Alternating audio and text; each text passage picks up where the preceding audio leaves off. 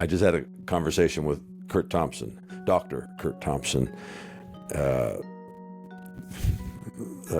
Been looking forward to this conversation for a while. If you don't know him, he's a psychiatrist, speaker, and author. Connects our intrinsic desire to be known. We have a conversation about being known with the need to tell truer stories about ourselves, showing us how to form deep relationships, discover meaning, and live integrated, creative lives. You can find him at CurtisThompsonMD.com. And this conversation was fun for me. I think he had fun too. Sometimes when you get somebody alone, and I happen to be hosting this one on my own, and you're reading his books, you're like, oh, I want to ask him about this just for myself. And so I took a good deal of time to do that. But we talked about a holistic understanding of who we are. We spent a good deal of time talking about the love of God, which is unsurprising. We dove into his book primarily, and he's written several books, but we dove into his book, The Soul of Desire, Discovering the Neuroscience of Longing, Beauty, and Community. Started the whole thing off by him walking us through neuroscience and human relationship in the context of the biblical narrative, which if you follow along with him at all or aware of him at all, that's what he does on his podcast, Being Known. It was a fascinating conversation. We talked about peace, the kind of peace that you have access to, the one that I'm fascinated with, Jesus sleeping in a boat. We talked about left brain and right brain and how that works towards connecting to each other. This was a conversation about a holistic approach to how we live, move, and have our being. He broke down the 4 S's for us: seen, soothed, safe, and secure. We talked about beauty and the discovery of beauty, a hope-filled life. It's good. This is a good conversation. I think you're going to like it. I did. In other news, guys, you can join us on Facebook at Rethinking God with Tacos. There's a really cool and thriving community taking place there. I'm there and do my best to keep up. Instagram, you can follow us there. You can go to afamilystory.org and sign up for our newsletter. You can also give there. We're listener supported and very thankful when you do give. Appreciate you guys. Love being on this journey with you. This is my conversation with Dr. Curt Thompson. Curt Thompson, it is so good. I have been looking forward to having you introduced to you by a guest we had years ago, and I have been devouring your books. I think I told you just before we got started, The Soul of Desire is the one that I've most recently read, so it's the one I'm most familiar with. But Being Known, your podcast, man, we've had so many folks who've wanted us to have you on, and I'm so glad you're here. It's really cool to have Jason, you. Jason, well, thank you. It's humbling to be invited. I'm thrilled to have the chance to interact with you and your audience. And I tell folks anytime I'm in the presence of someone who knows that following Jesus is hard to do, like dude, it's such a good thing, because you're aware that you're not alone in the process. Yeah. And so I'm really grateful to be here and to have our conversation, and really looking forward to it. So thanks for having me. I love that. You use this phrase, neuroscience and human relationship in the context of biblical narrative. I've heard you use it on the podcast. I thought it was a great way to encapsulate who you are, what you do. We use this language, relational theology. I'm a right brain guy in a left brain world. If it doesn't fit in the context of relationship, I don't even know what to do with it. But so the neuroscience, that word, is that one, it's intimidating to me. But I get the human relationship in the biblical context. Could you share a little bit of what that is? Share a little bit of how you got there, a little bit of who you are for our audience. Yeah.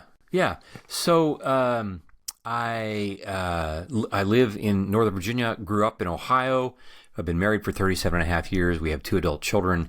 And for over the last 3 decades, I've been a practicing psychiatrist here in the Northern Virginia area. And I'm part of a small practice here with a group of colleagues that are I just love to death, and I'm just so grateful. I tell people I don't deserve my life, and there are a number of different elements that make that true. My marriage and my kids and my practice, the practice I'm part of, are all part of that. And I would say that in the last 20 years in particular, I have been, I and along with others, have been richly shaped by what at one time we would have said it was an emerging field of interpersonal neurobiology, hence the whole notion of neuroscience, which in this case it's not just neuroscience, it's about a lot of different things that kind of fall under that heading of interpersonal neurobiology. All those folks and all that research that has a stake in asking and wrestling with the question of what is a mind and what does a healthy mind look like. So interpersonal neurobiology that has this sense that my mind and my body and my relationships are all interacting with one. And what does it mean for us to then to grapple with those mechanics, which really tell us how the brain works, how relationships work? Right. How do those mechanics fit within a context of the story that we followers of Jesus believe that we're living in? And we like to say that in the work that we do in our practices, we are co-laboring with God to help people tell their story more truly. Yeah, that's good. Because we believe that that's what Jesus has come to do, to help us tell our stories more truly relative to the way the world really is in God's kingdom. Man, I love the story approach. That's what I do. I'm a writer, and everything is found in the narrative. I love it. You use these types of words. You're doing a series right now, I think, on being known around beauty, if I'm correct. I don't think you've wrapped it up yet. Is that right? We actually did wrap that. I mean, well, okay. the record. Let me take that back. The recording is wrapped up. The release of them, it may not be wrapped up yet, because I don't. I'm not the first guy to ask about these kinds of important things, like when things are happening. But that is a series that we just recently done. Yeah. Yes. Well, I've been listening to it, and beauty, of course, you use these phrases, encounter beauty. You use the word encounter a lot. There's this phrase you used, doing the work of moving from imagination to incarnation. And that phrase arrested me. A lot of what we do in this podcast is, can we have a better thought about God today than we had yesterday? And can we have a better one tomorrow than... Right? What a great phrase. That's superb. Well, that's what we're going to do together for the next 40 minutes or so, is can we have better thoughts? If I weren't in Western culture, this podcast would be called Reimagine God, but it's rethinking God, but it's the same thing. And the idea of moving from imagination to incarnation, the idea that the podcast that I was referencing, beauty is ahead of us. You're just getting on the path. You use the language of getting on the path, this encounter with beauty.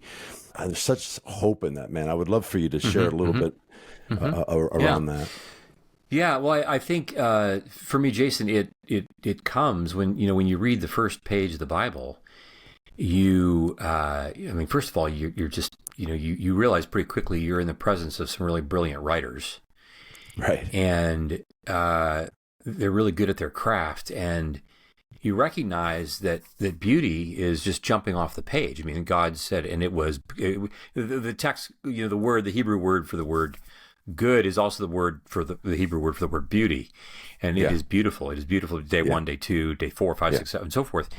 And then you see that God, what we're shown is that God is an artist, and then we're told that we're made in His image. We're to do and live like God lives. And so this notion of beauty is at the center of the mission for what it means for us to be living and stewarding the earth as kings and queens, as daughters and sons of God. And we recognize, you look around the world, and because of the third page of the Bible, right? When we get to Adam and Eve and Genesis, you know, the fruit and all the things that go wrong. Yeah. And that continue to go wrong. I mean, we're really good at no wonder my brain is now primed to see the world as a problem or to see the world as a dangerous place. I'm not primed to first and foremost look for beauty. But the powerful thing about the story of the Bible is that God's primary mission has not changed. Yeah. Just because of Genesis chapter 3 does not mean that we suddenly forget about Genesis 1 and 2. Yeah. It's still the case that we are being formed into the image of Jesus in order for us to become like him so that we can rule and to create and curate beauty and goodness in the world. Yeah, and so if we believe that it's true that what we are doing in this time, in this age, is that we are practicing for the age that's coming. Right. It would appear to me that it would be helpful and important for me to be paying attention to where beauty is. Come on. And to how I am called to steward it, even as I am being formed into it. Yeah. As God is creating beauty in me. Because if I'm not practicing that, heaven is not going to work for me very well. You know, it's gonna be hard. It's gonna be hard for me to live there. Right. Yeah. Right. And then you've got this invitation into this ever present now, this eternity being right now, where Jesus talks about heaven as something that's within reach, that is actually he goes even further and says it's within us. That's that incarnational aspect that somehow. I ask this question to people all the time. I say, was Jesus the most obedient person on the planet, or did he only do the things that he desired to do? And then the answer, of course, is yes. But the question I'm really trying to get to is was Jesus living in this holistic relationship, showing us what's this incarnational reality that I feel like we've been invited into, where heaven isn't just someplace out there, it's at reach. I'll give you a proverb that I use all the time. Hope deferred makes the heart sick, and we're back to the garden now.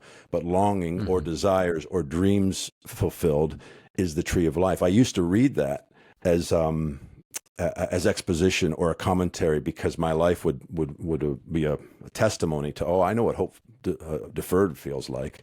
I've got heart sickness in this area of my life. I've got heart sickness in this area of my life.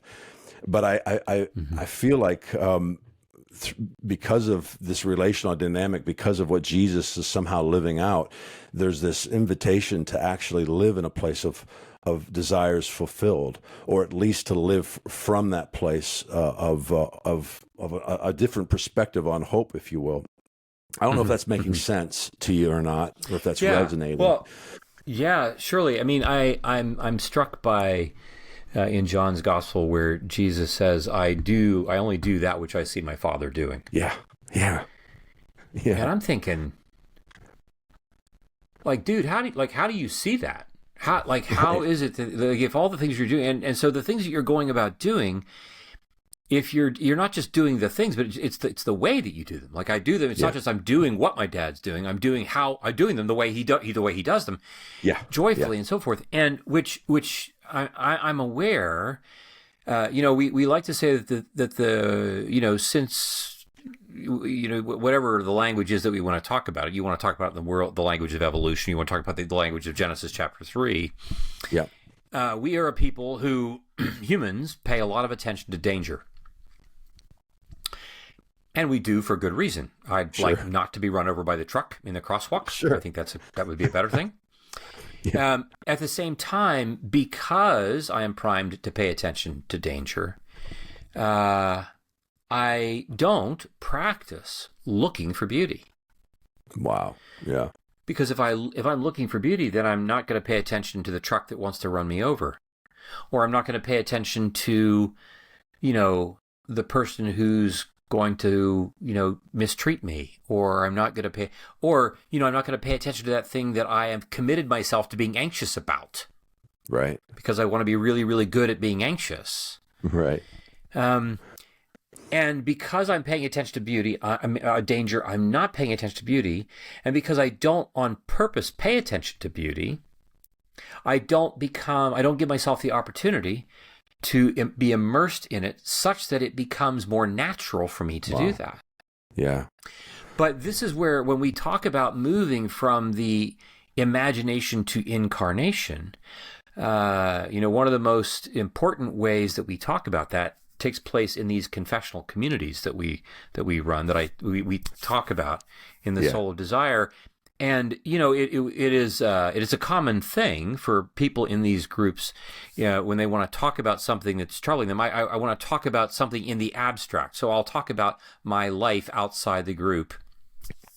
Or if there's something that I might want to say in the group, but I'm afraid to say in the group, I might say, like, I'm a little worried that people might get, and to which we will say, like, people, which people?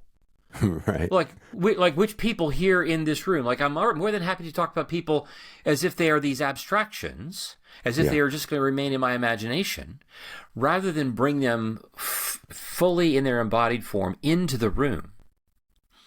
If I begin to practice learning that I can have agency and that Jesus wants to show up in real time and space in this place where I'm going to reveal my vulnerable self, the part of me that I hate the most, or if I'm going to reveal the feeling that I have about John, who's sitting across the room from me, who I'm really angry with. Right. And I'm afraid that then John's going to quit, like all the stories that I make up about John and the stories that he's making up about me.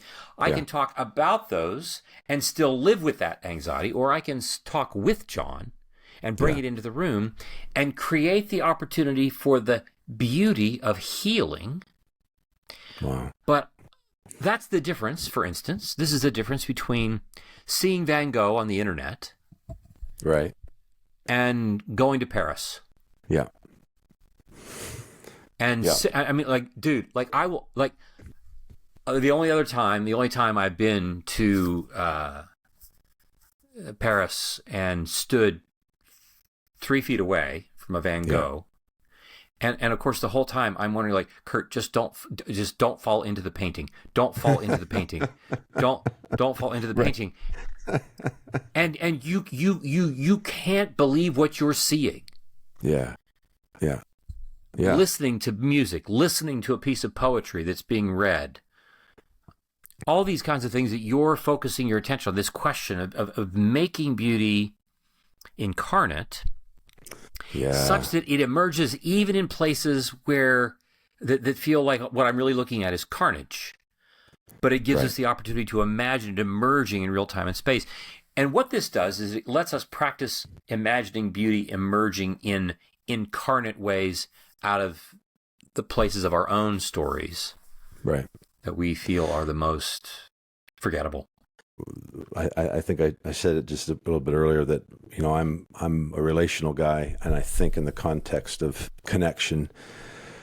So you can't have intimacy where there isn't trust, and so even these things that you're describing, they require some element of trust. For me, where everything shifted in my life. I was raised in the church. I gave my heart to Jesus when I was 5.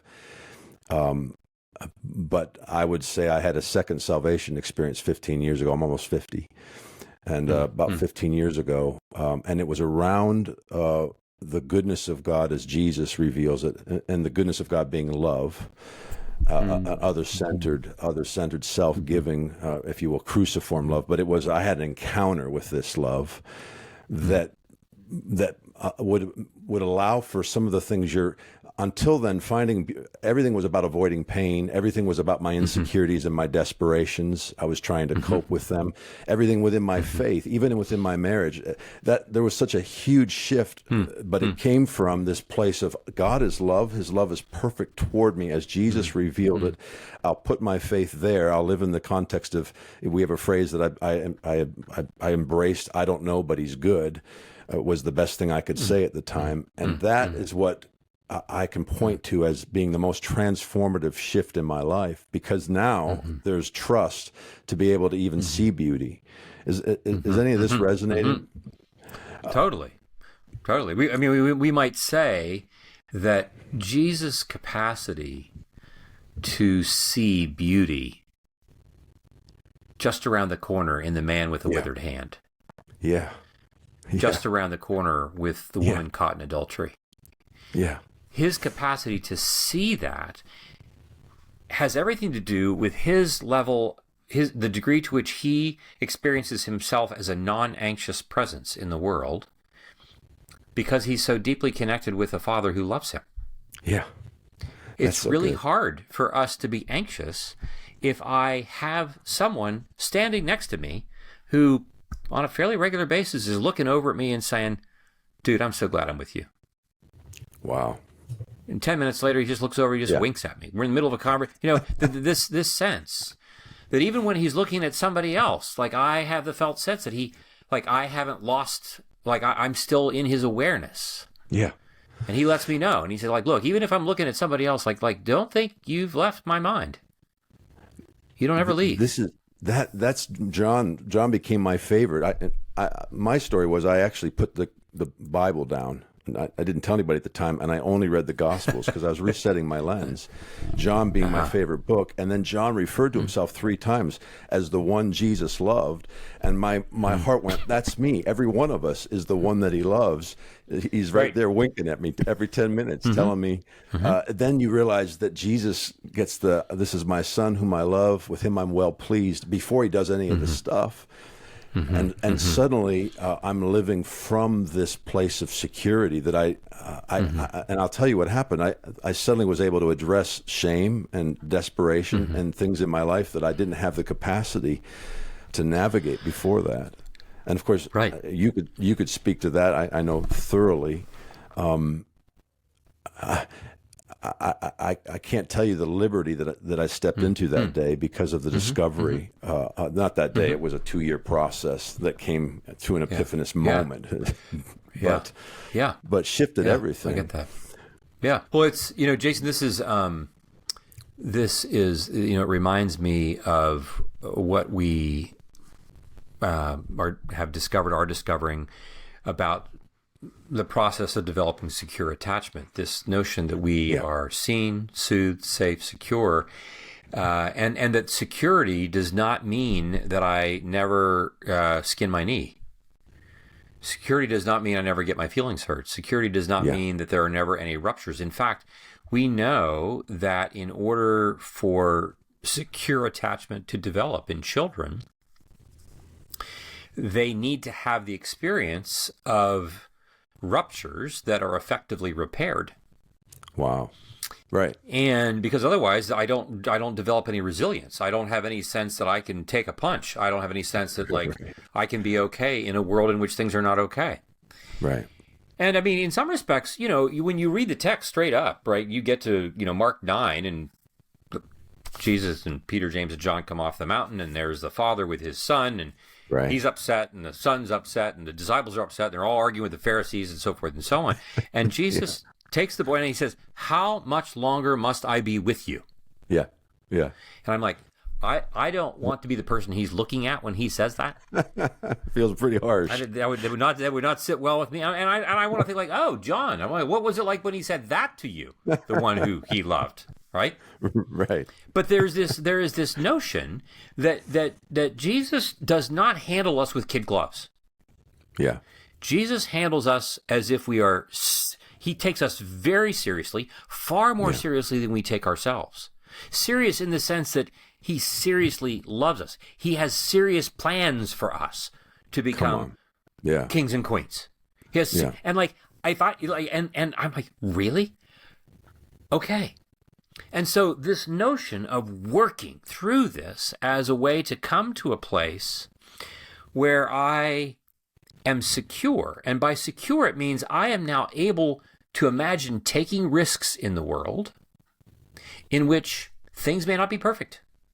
Yeah. I might get my nose bloodied. I might skin my knee. I might get my feeling. All this, as long as I know that I have a place to return where I will be seen, soothed, and completely comfortable and confident. Yeah. It's in this space that I learn to be launched And this is why we say that, like, we don't know, none of us do this by ourselves. We Yeah, do in this in the community, right? context of community. Yeah. And it is this community that then enables me to then return into this space of securely, working to create the next new outpost of beauty and goodness in the world, extending Eden into the wilderness, which was what we've been intended to do in the first 2 pages of the Bible. Here will I sing. Oh, oh. Hey guys, interrupting for a second. Glad you're here. So thankful for this podcast. Thankful to get to do this with friends. Thankful for Derek and all of those who've navigated it with us. Listen, this podcast is done under our nonprofit, A Family Story. 12 years ago, I had a vision and I wrote it down. I'm going to read it to you. Family Story is a relational community of creatives, family and friends. I see all of us as creatives. We do life together. We envision and express God's love through our gifting and grace. We are worshipers, dreamers, storytellers, and preachers, a family of dads and moms, brothers and sisters, daughters and sons, united by a passion to know and reveal God's perfect love. I feel like I'm seeing the fulfillment of some of that vision 12 years ago. The mandate on A Family Story was to create media content catalytic for an encounter with the love of God. afamilystory.org is our website. I encourage you to go there. There's a whole lot of media content there. There's books and articles, there's films, some music, and this podcast. That's the home of Rethinking God with Tacos, which is pretty dang cool. It's been life-giving, as I said, the community around it, the community of creatives, of family and friends that's growing. It's blowing me away. And so I'm thankful. I'm thankful for all the relationships, connections, and I'm thankful for all those who've given. Rethinking God with Tacos is listener-supported. If you'd like to support us, you can go to afamilystory.org. Again, we're a nonprofit. And I would encourage you to join us on our Facebook group. Follow us on Instagram, all the socials. If you're curious how to find me on the socials, it's at Jason Clark is. Otherwise, like, share, write a review on iTunes or Spotify. Tell your mom. We really are loving doing this, and I'm so thankful for everyone here. All right, it's time to get back to the podcast. Yeah, that's so good. Come on. And there's such a liberty. I look at the story of Jesus in the boat in the storm where he's sleeping, and I can look at my life and I can look at how I've understood God and my relationship to the world all along the way and what I've been taught. And I would say even up till about 10 years ago, the high watermark of that story was that Jesus could calm the storm. And of course, if you take that, all the different storms in my life and but I'll tell you the fascination I've had with that story in the last several years, and especially I'm listening to your book. I'm 2/3 of the way through, headed on the road as soon as we finish this, and I'll probably turn it right back on, The Soul of Desire. But as I'm listening to it, I'm processing this story in my life, and the fascination I've had with this in the last 5 years is this. I want the kind of I used to think the whole point of Jesus was that he had the authority to calm the storm. And so the disciples wake him up and he stands up and he calms the storm. And so everything about faith was that I needed to have some access to who God is and who I am as the man of God to speak to the storm because we have authority over the storm. That was the thing that I was given. But the real reality is if Jesus only does what he sees the Father doing, then in the storm, the Father was taking a nap. And to me, that's fascinating. I'm like, that is a peace beyond understanding. That's access to a wholeness that fascinates me. I'm just imagining, oh my gosh, Jason, I'm just imagining, like, where is God? I was taking a nap. Taking a nap. I'm tired. Yeah. I mean, it's just amazing. Yeah. And when I'm listening to your book, I'm and in the context of my own journey, I'm thinking, what does it mean to be whole in that way? What does it mean to be seen, soothed, safe, and secure in such a way that if I'm tired, I take a nap? You know, it's that type of peace that's fascinating to me. That as I am processing the book with you and thankful for it, it's coming from that place of, man, what does it look like to live so confident in love? That I'm seeing beauty along the way, seeing it the way the Father sees it, seeing it through the finished work, if that makes sense. Yeah, and I'm made more able to see it when I'm less anxious. If I'm not anxious, I can pause and look for it and gaze, because I'm not in that moment vigilantly looking for danger. Yeah, because I am deeply connected. You know, your words draw me to Jesus' words also in John's Gospel when he says, I've said these things to you so that in me you will have peace. In the world, you will have tribulation. Right. I noticed that he doesn't say, I said these words to you so that you'll now have information. Right. So that you'll now have the theology that will equip you. Yeah. He says this, I gave you these words so that in me, again, you know, that whole picture of Jesus being asleep in the boat. I'm one of the disciples. The boat is doing its crazy thing. I look back, he's asleep, and I just want to yell, what the heck? Right. And I've been there. Yet, oh, totally. Yeah, me, multiple times a week.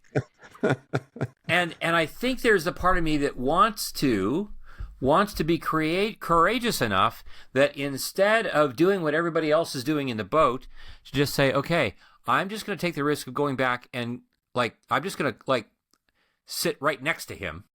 Right. And I'm going to try to take a nap too. I'm just going to try to do this. Yeah, show me. Yeah, I love that. Because I want to be, I want my peace to be what I sense because I'm sidled up next to him. Yeah. The peace is coming not from a thing that I know but rather from the person who is with me and being in connection with that person. And then, because what strikes me is he then says, in the world, it's a crap show. Yeah. It's tribulation. And then he says this fascinating thing, and he doesn't say but it's okay.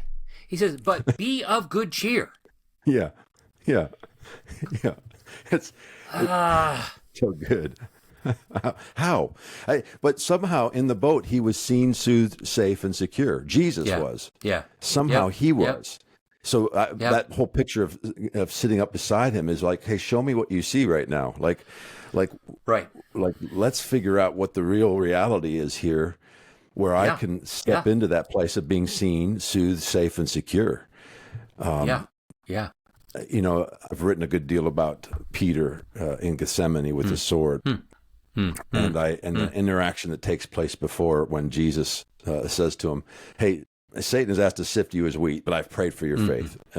And Satan has access to us when we have flawed thoughts about who God is and who we are.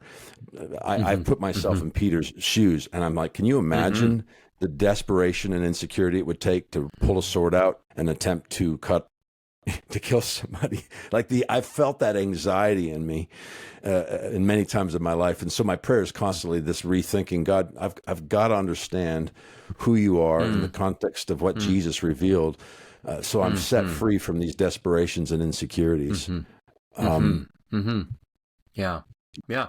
Well, I mean, I really appreciate the, I just, as we're talking, Jason, I'm aware of really appreciating the visual imagery that is that you're evoking in your drawing attention to these particular stories in the Gospels, and I'm aware of how necessary it is for me to continue to practice visualizing these things. It's good. Not enough for me to do this, to have an epiphany, a discovery, have one moment of oh my gosh, there's that moment that I practiced sidling up next to Jesus in the boat everything was going crazy, and yeah, that was great. And I know I have to do that multiple times a day, Right. if I am going to incorporate a posture of peacefulness in the middle of all the tribulation. That's good. And fortunately, in the Gospels, the Gospels are stories of a real person who's doing real things, who himself was in situations that were not always pleasant. And what does it mean for us to just stand next to him and then practice breathing?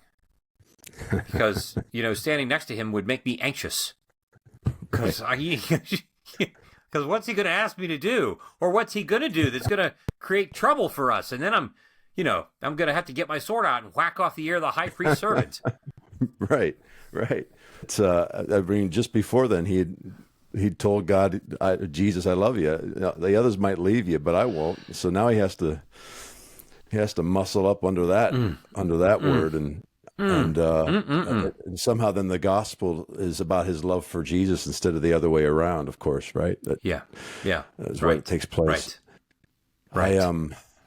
I do love that practical day in, day out, what you're talking about, relational aspect, really even that relational aspect of how we walk with God. And you start this book out, The Soul of Desire, telling a story of Aaron.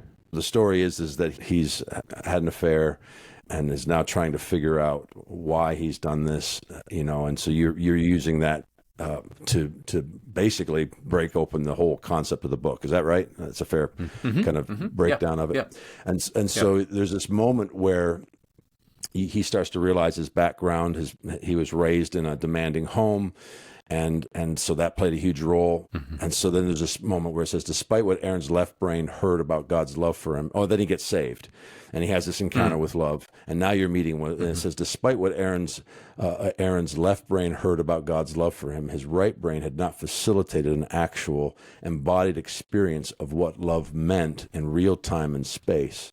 Yes, he felt the love of God, but the natural payload of all the years prior was not about to vanish quietly overnight. And you go on to talk about his anticipation of fear and shame should his weakness or imperfection be exposed, was far more entrenched in his mind than he knew. And then you go on from there. But that phrase, that the way you delineated between left and right brain in the context of encounter and in the context of really the process of transformation, the process of being seen. I would love for you to speak to that a little bit, because that really leapt out at me. The reality of the love of God next to, I have had a lot of folks over many years say, I know God loves me, I don't know how to feel it. I don't know how to encounter it. And so the reality of the love of God as next to the entire experiences that you've had and how to actually access that. I would love your thoughts. Well, on that. Yeah, well, I think a word first about left brain and right brain imagery and the way we talk about that. One thing that's important for our listeners to know is that the left brain and right brain, it turns out that there are many things that both sides of the brain can do. If given the opportunity, the left brain and the right brain can equally do what the other side is doing, if given the opportunity to practice doing that. Over the course of time, and the way we then tend to differentiate in terms of the tasks that they're given to do, they tend to separate out in the particulars of the different locations and places in which the left brain and right brain do things. But I think it would be a false dichotomy to say that a person is left-brained or right-brained or dominantly one or the other. That's not really how the brain works. It's far more intricately networked than that. But there is one particular way in which the general activity of one side versus the other does tend to take place, and that is the way we tend to pay attention to the world. Okay. If I am attuning to the world, I'll give an example of if I need to change the flat tire on my car, I am attuning to the world as something that is separate from me because I have to manipulate it. I have to, to do this work to get my tire fixed. And my left brain, my dominant way of understanding and engaging the world is that I'm over here, the world is over there, and I have to work to get the world to do what I want it to do for me. Okay. Right. My right hemisphere tends to pay attention to the world very differently. It tends to pay attention to it holistically, outside of the bounds of time. I tend to sense the world as something that I am with and that is with me. It's more like I'm dancing with the world, as opposed to the world as a math problem that I'm trying to solve. Now, it's important to know that like both of these ways of attuning to the world are crucially important, because if I can't fix the tire, I can't pick up my wife at the airport. Right. But it's picking my wife up at the airport that is the real thing. Like I don't build tires just so that I have a thing to change, right? I want my left brain capacity in order for my capacity to be realized. Yeah. Wow. And so when it comes to this notion of being in the world fruitfully and flourishing, it really is this relationship between attuning to the world as a thing that I have to manipulate. And when I use the word manipulate, I don't mean that in a bad way, but it's this thing that I manipulate a knife to, pare my apple or whatever it is that I'm doing. Yeah, I'm following. But it's this back and forth between seeing the world as a thing that I am out there, and then it's the thing that I'm with. Back and forth. But largely and ultimately, my joy that I experience is because of the withness. Yeah, that's it. It is because you are delighted to see me. I walk into the room and you're like, oh my gosh, I'm so glad you're here. Right. And that is what swells in my chest that I feel. And this is why we say we can know a lot of things about God, about the world. This is my dominant way of seeing the world through the lens of analysis and manipulation. But that's not the same thing as feeling the world in my chest. Right. And as we say, unless I feel the love of God in my chest, it isn't yet fully real to me. Wow. That's and it. So what we long for, this notion of when you look at the arc of the biblical narrative, you're watching this arc, we say moving from imagination to incarnation. In the patriarchs, Noah and before, right? God was this the fear. This fear. It's real, but it's not all that tangible. And then we move from that to a burning bush with Moses, and from there we move to a pillar, right? A cloud of smoke or fire. Right? We're getting more and more tangible. And then we have a tabernacle. And then we have a temple, increasingly solid, increasingly with permanent. Yeah. And then we get to John 2, and Jesus says, tear the temple down. I'm back at you in 3 days. You can't ever get rid of me now. Like I am here. Come on. And there, oh my goodness, like it's not just like it is a real human being. Yeah. And then you think, oh my gosh, like we've reached the pinnacle. And it turns like, no, we haven't. We wait, you get to Pentecost. And now the Spirit comes, and now you discover that we are the embodiment. Come on. Spread out over the world. And of course, the notion that we are the gospel. Right? We're not just talking about the gospel. Yeah. That I am, and for our listeners, we're not saying that like we are God. We're not. No. This is not some pantheistic or panentheistic way of talking about God. What we're saying is that we are so loved by God that He wants us to be His representatives. We are His embodied presence. We are His incarnate presence in the world. And He's like, yeah, I am super confident in you guys. You are going to, and you know what? Y'all are going to make mistakes, and I'm not worried about that. Come on. I'm much more concerned that when you make mistakes, you turn around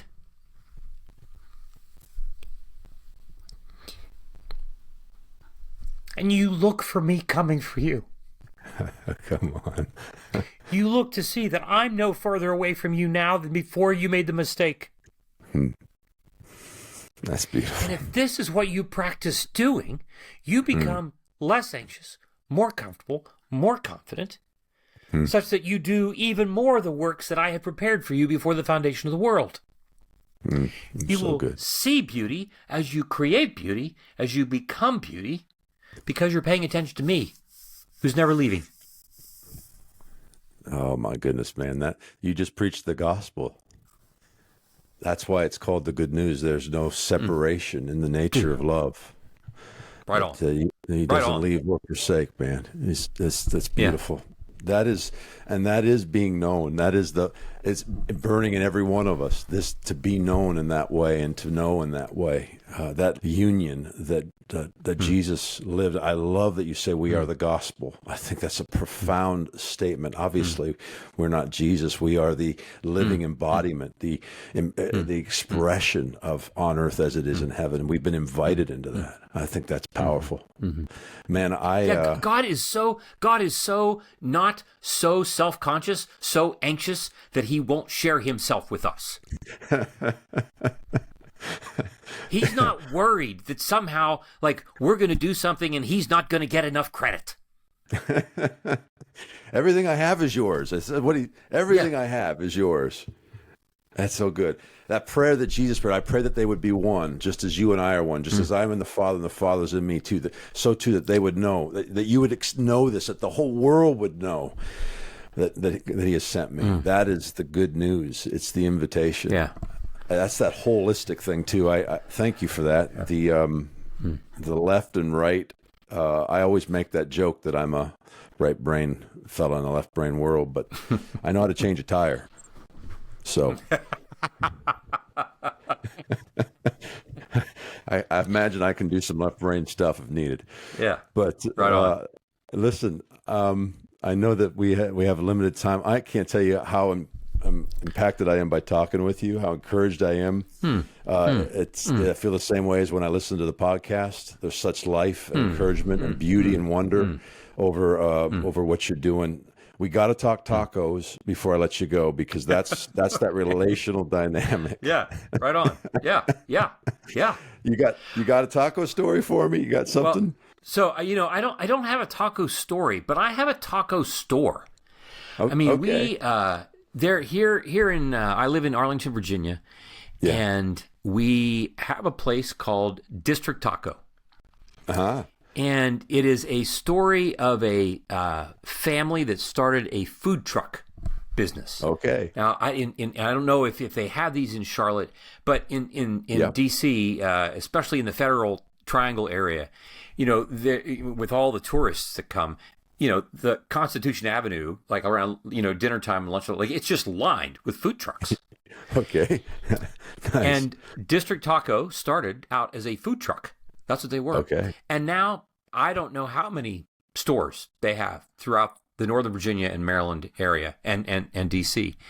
But they make some of the best fish tacos I've ever had in my life. And I've been to some places with some really good fish tacos. Yeah. And it's not like we're in San Diego, like we're right next to the ocean where you have but like, they and we have one about a mile from our house that gets a lot of our business. And so a shout out to District Taco. District Tacos. And all right. and I think the community that they've created by being a local chain that has grown up here, as it were, that creates opportunity for people to have good jobs, and they make great food, and the lines are long, and everybody who's in the line is willing to wait. Yes. Yeah. I've been to District Taco. My brother lives in DC, so I can thumbs this up. That's one I can go, yeah, I know what you're talking about. I didn't realize that food truck is where it come from, but that is amazing. Yeah. All right. Anything you're reading right now that you just you have to tell us about, or anyone that's influencing you right now?